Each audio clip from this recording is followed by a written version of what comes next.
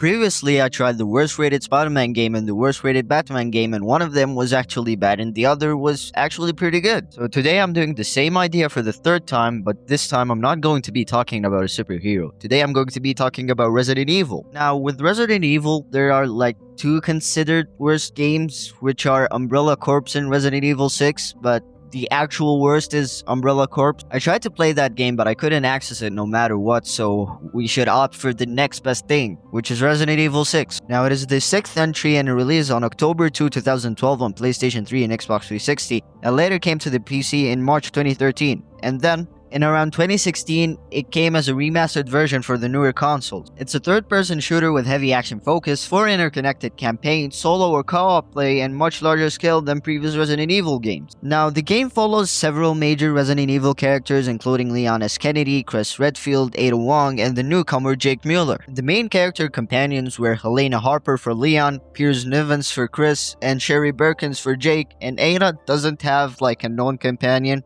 but just an agent known as Agent. Literally. Now, the game looked pretty normal, like just the normal modern Resident Evil formula. I didn't know why was it so hated, so I just started playing it with neutral thoughts. I didn't hate it nor love it. I just wanted to know why was it hated, and I needed to play it to continue the series. But anyways, I'll talk about the stories first, but I won't be going too deep into them because first of all, the video will be super long. I don't want to bore you guys out, so I'll just be talking about the main points and some of the stuff that I liked or didn't like about every story. So first, let's start with Leon Kennedy. Now, immediately you get thrown into an explosion cutscene where everything has gone to shit and Leon and Helena just broke their back on a car, probably. So the story actually starts in the middle of the campaign, so you'll be very confused. Now, you'd think beginning in the middle is a dumb idea and it doesn't have any fucking point, but it actually serves a pretty good purpose, which is the tutorial. You already have all your guns, you're pretty maxed out and stuff, so it's a good way to show you how the game works. Now, after that, you're now in the president office and Leon is aiming his gun at a zombie. But it's not just a normal zombie because Leon keeps referring to him as the president. But unfortunately, the president is long gone, so Leon just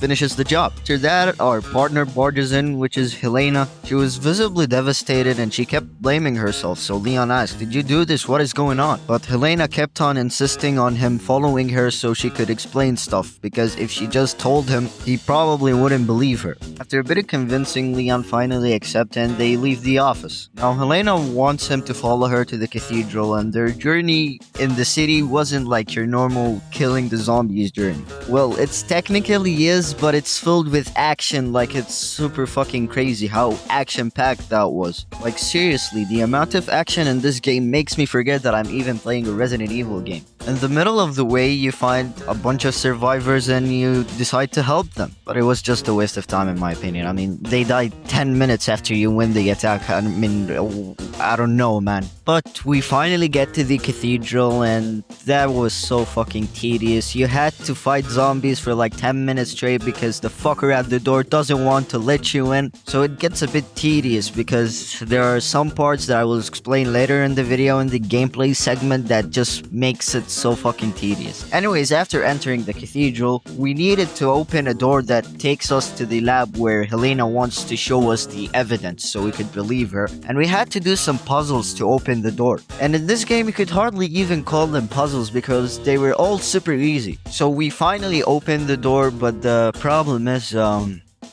there was a huge monster in there that killed everybody. I mean, sucks to be you, you shouldn't have let us in here. But after entering the lab and getting access where Helena finally is going to tell us what happened here, she shows us a VHS tape where a new monster breaks out of its cocoon and stuff like that, but that literally didn't explain anything. Okay, we saw a monster on the VHS tape. The city is filled with monsters. Who did this? And that is when Helena finally tells Leon that Simmons is behind all of this. He created all of this. And what pissed me off so much is that going to the lab served zero purpose. Sure, we found the lab where all of this started, but there was no evidence leading to Simmons at all. Why not just tell him when you first met him that Simmons is behind this? Because literally the lab didn't have any evidence that led to Simmons. Leon had to just take her word for it. Why couldn't he do that at the president office? I mean, that was such a dumb thing. Like, why? Anyways, after going deep into the underground facility, we find Helena's sister. who was chosen over her by Simmons to get experimented on. She already looked somewhat mutated, but Helena didn't care. She just wanted to be with her sister. But a crossbow shot penetrates her head. Helena is terrified because she saw her sister get killed. But she doesn't actually die. Her body becomes a shell, and then she breaks out of it, and now she has 4 arms behind her. And even though she's a monster now, Helena still wants to be with her sister and tries to calm her down, even though it's not working and she was going to die. Now, as they get ready to kill the monster, Ada Wong, as always, out of nowhere pops up.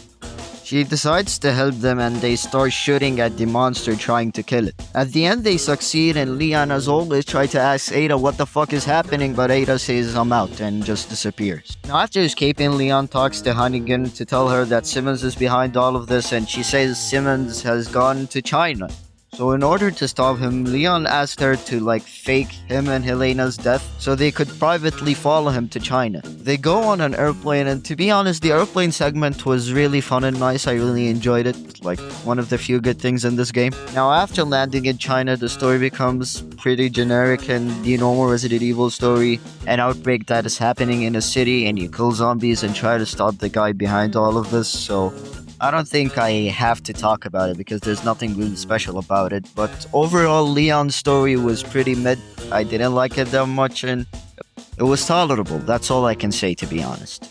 Now I want to talk about the Chris Redfield story, which is the worst in my opinion between the 4 stories. But anyways, you start in a bar in Europe and Chris is just fucking wasted. He keeps on drinking. He even starts a fight with the people at the bar. But the guy that de-escalates the situation is actually Pierce. Now at first we don't know who he is, but he knows Chris Redfield. But it later turns out that he was working under Chris for the BSAA. And even half of the bar, or maybe even most of it, are also his soldiers. It appears that he has lost his memory or something, but he regains some when he sees the BSAA logo on Pierce's jacket. Now, after that, Chris and his team now are in China trying to save the survivors from this apocalypse while still having a hazy memory.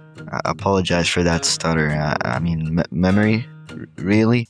Anyways, after saving those survivors from these creatures, Chris finally regains his memory and the chapter ends. Now on to the second chapter, we're now playing in a flashback. Now a year ago there was a mission in Europe, and it's just the Chris that we all know and love commanding his team because a BOW breakout happened there. I really like the dynamic between him and the team, but there was nothing really special about it until we reached a certain building in the chapter, and there we find Ada Wong. They help her to get out of the building because she was trapped there, but turns out it was all a trap. After helping her out, she traps them in there, and most of his team gets killed because of a virus that she let out on them, but Pierce and Chris miraculously get out of there. And ever since then, Chris had just lost it because he lost 99% of his men in that attack. Now we're back to China, and Chris just loses his shit. He doesn't care anymore. He just wants Ada killed. They get information from HQ that Ada is in China, so they start hunting for her. And as they're searching through the buildings, they encounter a worm mutant that's killing his men one by one. And Chris gets so pissed off that he isn't even thinking right. He has Pierce trying to get him to his senses. After they kill the worm and everything, they finally find Ada. They follow her through a warehouse and finally corner her, but there was a badass fight scene between Leon and Chris, both not knowing they are fighting each other, but when they know, they stop, and Chris is asking Leon, "What are you doing here?" And Leon asks the same. So Chris is telling Leon that she's a bad person, she killed all of his men and stuff like that, but Leon is telling him, "Please don't kill her. Kill me instead. I can fix her." Anyways, Leon explains what is happening, and Simmons is behind all of this and stuff like that, and he's telling him he knows that Chris can do the right thing and leaves Ada to him, trusting him with Ada basically. And here's where the story gets somewhat better. I don't understand why Chris was butthurt all this time. I mean, yeah, she hurt your men, she killed them and did some horrible things, but this is not the Chris that we know. I mean, in Resident Evil 5, Chris thought that Jill was dead because Wesker killed her. But even then, he was still focused on stopping the Ouroboros and was just thinking clearly and doing his job correctly. But now when his man died, he's now an alcoholic and is throwing his life away and doesn't even know what to do. I mean, it just gets boring watching Chris do all these shitty ass decisions when we all know he could just snap out of it and complete his mission normally. Anyways, after that, they go after Ada and stop her. Then we have another boss fight, which was a bit tedious to be honest, and the end was pretty sad. I mean, that was like the best thing about this story because the ending was so nice. But other than that, I really hated the story. 3 chapters of the 5, like 1 is a flashback and 2 is him just being butthurt and fucking mad and doesn't even know what to do. He's just lost his mind, just wanting to kill Ada, doing some dumbass decisions. If it weren't for Piers, he would have fucked up everything. That's why Piers is the GOAT, to be honest. Now let's talk about the best campaign in my opinion, which is Jake and Sherry's campaign. We start with Jake like injecting himself with a syringe that was given to him by Ada, and it was a virus, the C virus, but it didn't affect him but affected everybody that took it with him. So he kills them all, and even Sherry Birkins help him. They still don't know each other, but Sherry introduces herself to him and said they needed his blood so they could stop this outbreak. Jake thought about it and said, "Can I get like $50 million? I'm not even exaggerating. He said he wanted 50 million. Sherry called her HQ and they said okay. And now their adventures start. So they are in Europe, the same time as the BSAA. There will be an overlap that I'll be talking about in the gameplay section, but their goal was to leave here and go back to America. Obviously, they meet the BSAA and help them do some stuff, but after parting ways with them, they meet this huge monster that was only after Jake. This monster will be a reoccurring danger in the next chapters, but I really enjoyed him, because you think you killed him in a chapter, then he pops up the next one. Anyways, they try to outrun him and stuff like that. They succeed and don't succeed at the same time. They think they killed him, but after a bit, they just get fucking jumped and then sent to a prison. This is where I felt like I'm playing Resident Evil finally. No more action bullshit, just you trying to survive in a place where you have barely anything on you. So both alone, Jake and Sherry try to escape the prison and they succeed. And turns out that they had ran tests on Jake. As searching this prison, Sherry finds all the tests written on him in a flash drive and she takes it. She finds out that this prison is located in China. She talks to HQ and stuff, then they leave the prison. After leaving, they see how the city has gone to shit and they meet with Leon and Helena. And they're surprised by the beast that was following them all the way from Europe. So now the 4 of them have to defeat him. It's basically the exact same as the Leon campaign, which was really shitty to be honest. I mean, if they changed it a bit or just don't even let us play it because we already played it. And it was tedious too. It wasn't that easy at all. I wish they made it a bit easier since it was my second time playing this boss fight or just like changing it a bit. But no, it was fucking hard. It's my 3rd playthrough in and I'm just losing my mind at this point. Anyways, after defeating him, Sherry tells Leon where Simmons is supposed to meet them and they go there, all of them. And after meeting him, Sherry asks Simmons if he's actually a bad guy and he admits to it. So Sherry gives Leon the research flash drive and they decide to get Jake out of there. But Ada was there too, so she captures them both. Now after that, they wound up in another prison-like facility and they escape and fight that creature again. Like there wasn't something special that's worth talking a lot about. But at the end it had a really nice ending, and to be honest I think if that was only the campaign it would have been better in my opinion, because it's the best campaign out of the 3 so far. Now Ada's campaign I'm not gonna be talking about that much too, because it just connects the dots together. Like the plot holes, some of them at least she fills them and stuff like that, so it's not worth talking about that much because there isn't really anything that's really special or something that I can say without spoiling that much. Now finally, let's talk about the gameplay. So compared to RE5, the gameplay has improved a lot.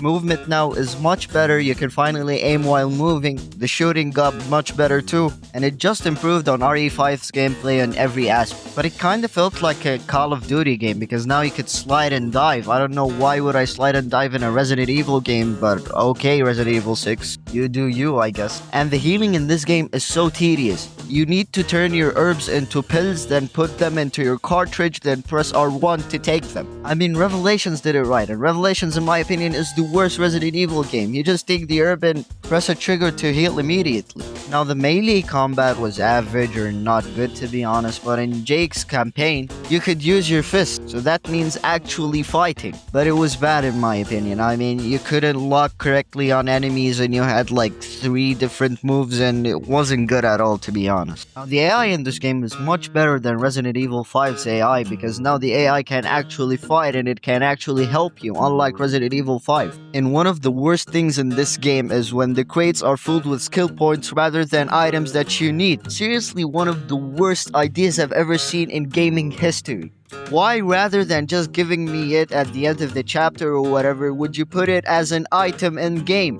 I don't know how many times I was out of ammo or out of health items and all I got was just skill points, skill points, skill points. I don't want your fucking skill point! Like seriously, it's really frustrating and made me hate the shit out of this game throughout it. And also there are too many quick time events that it gets to a point, to be honest. Everything you do, you need a QTE to do it. There's genuinely enough mashing to break your controller, I'm not even joking. So yeah, this game had too much action to be a Resident Evil. I mean, it had explosions throughout the whole game, too much shit was happening and nothing was just screaming that this is a Resident Evil game. The pacing was horrendous and the campaigns felt like a roller coaster. One was bad, the other was mid, the other was good, and one of them was just a filler. The story was just like really weird. I mean, like, there's no way humans created this game. I mean, it's just astonishing how bad this game is, to be honest. Now, is the game a bad Resident Evil game? Definitely a bad Resident Evil game. I don't know how could you even call this Resident Evil. Was it bad as just a normal game? I mean, yes and no. If you're playing it just one campaign, you'll have fun with it. I mean, probably. But if you're playing the game properly, you'll just fucking hate yourself. The game deserves the bad ratings, to be honest. It was fucking horrendous and I hated my life playing this game. You keep on doing the same shit over and over and over and over again with the same struggles over and over and over again. It just gets to a point, man. So this was my experience with Resident Evil 6. I really think that this game should burn in hell with Resident Evil Revelations. I mean, it is a bit better, but still shit at the end of the day. Thank God the series got salvaged by Resident Evil 7, but I don't know what will happen to the series if they continued with the same Resident Evil 6 formula. So if you liked the video, I'd really appreciate you liking and subscribing. I'll still be making more of these videos even though Resident Evil 6 wanted to make me shoot myself and even risk my channel to be on a Nick Crowley video titled "The YouTuber that got killed by Resident Evil 6."